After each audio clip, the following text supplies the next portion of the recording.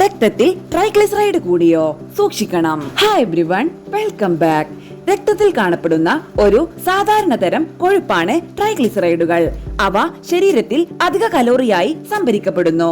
ശരീരത്തിന് ഊർജ്ജം നൽകുന്നതിന് ഇത് അത്യാവശ്യമാണ്. എന്നിരുന്നാലും ഇവയുടെ ഉയർന്ന അളവ് ദോഷകരമാകാം. രക്തത്തിലെ ട്രൈഗ്ലിസറൈഡിന്റെ അളവ് കൂടുതലാണെങ്കിൽ ഹൃദ്രോഗം, പക്ഷാഘാതം തുടങ്ങിയ പ്രശ്നങ്ങൾ നേരിടേണ്ടി വരും. കൊളസ്ട്രോളിനേക്കാൾ അപകടകാരിയായി ട്രൈഗ്ലിസറൈഡുകൾ കണക്കാക്കപ്പെടുന്നു. ട്രൈഗ്ലിസറൈഡുകൾ സാധാരണയായി വെണ്ണ, എണ്ണ മുതലായവയിലാണ് കാണപ്പെടുന്നത്. ചില എളുപ്പ വഴികളിലൂടെ ട്രൈഗ്ലിസറൈഡുകൾ കുറയ്ക്കാം. ഇതിനുള്ള ചില നടപടികൾ എന്തൊക്കെയാണെന്ന് പരിശോധിക്കാം. ഡയറ്റ്. നിങ്ങളുടെ ഭാരം നിലനിർത്തുകയും പഞ്ചസാര ചേർത്ത ഭക്ഷണങ്ങൾ കഴിക്കുന്നത് ഒഴിവാക്കുകയും ചെയ്യണം. കുറഞ്ഞ കാർബ് ഭക്ഷണക്രമം സ്വീകരിക്കുക. നാരുകളുടെ അളവ് കൂട്ടുക. വ്യായാമം.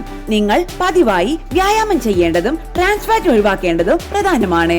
ഒമേഗ 3 മത്സ്യം കഴിക്കുകയും പാചകത്തിന് ശുദ്ധീകരിക്കാത്ത എണ്ണകൾ ഉപയോഗിക്കുകയും ചെയ്യുക. ഇതോടൊപ്പം ട്രൈഗ്ലിസറൈഡുകളുടെ അളവ് കുറയ്ക്കുന്നതിന് നിങ്ങളുടെ ഭക്ഷണക്രമം ശരിയാക്കുകയും മദ്യത്തിന്റെ ഉപയോഗം പരമാവധി കുറയ്ക്കുകയും ചെയ്യേണ്ടത് പ്രധാനമാണ്. ശരീരഭാരം കുറയ്ക്കുന്നത് ട്രൈഗ്ലിസറൈഡുകൾ വേഗത്തിൽ കുറയ്ക്കാൻ സഹായിക്കുകയും ദീർഘകാലത്തേക്ക് അവയെ സന്തുലിതമായി നിലനിർത്തുകയും ചെയ്യും.